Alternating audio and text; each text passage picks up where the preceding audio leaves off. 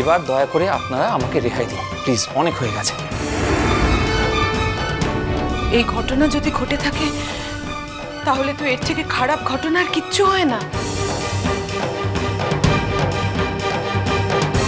হায় ভগবান, কি এমন পাপ করেছিলাম? কোন পাপে আমার এই সোনার সংসারটাকে ছাড়খাড় করে দিলে? যাকে আমি তাহলে আসি, আপনাদের পরিবার থেকে ভালোই পাওনা জুটলো তো আমার। পিকলু যেও না। মানে কি? মানেটা কি? কি মনে হয় আপনার? আপনাদের সবার কি মনে হয়? আমি একটা ফেলনা মানুষ? আমার মিনিমাম আত্মসম্মান বোধটুকুও নেই। ধ্রুব,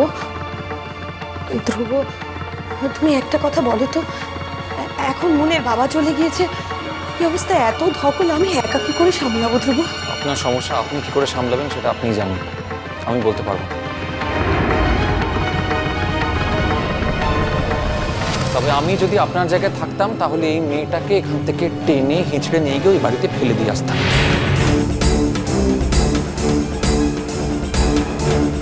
আর যে লোকটা এরকম জঘন্য একটা কাজ করেছে তার মুখোশটা তার পরিবারের সামনে, এই সমাজের সামনে খুলে দিতাম ধরে। ভাবতে পারছেন সে কি মানুষ না জানোয়ার? আমি ছাড়বো না, আমি ওকে ছাড়বো না।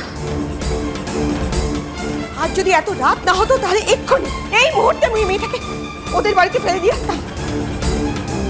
তারপরে আমার যা করার আমি তাই করতাম, আমার যত দূর যেতে হয় আমি যেতাম। মা, মা তুমি এত রাগ করছো কেন?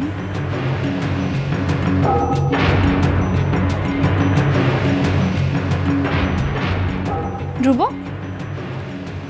এই ধ্রুব, তুমি এত রাগ করছো কেন? হ্যাঁ, শোনো না।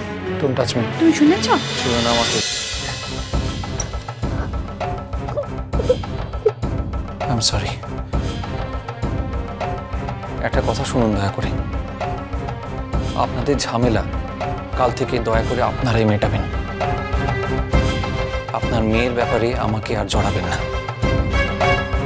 আর আপনার মেয়ের সঙ্গে আমার যেটা হয়েছিল সেটা একটা স্বপ্ন মনে করব, আর সেই স্বপ্নটাকে আমি আমার জীবনের চৌহদ্দির ভেতরে ঢোকাবো না।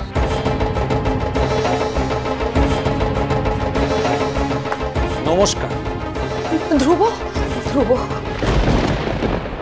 বাবা আমাদের ফেলে চলে যেও না। এখন আমাদের পাশে একজন পুরুষ মানুষের খুব দরকার। মাফ করবেন, এসব ঘৃণ্য ব্যাপারে আমাকে একদম জড়াবার চেষ্টা করবেন না।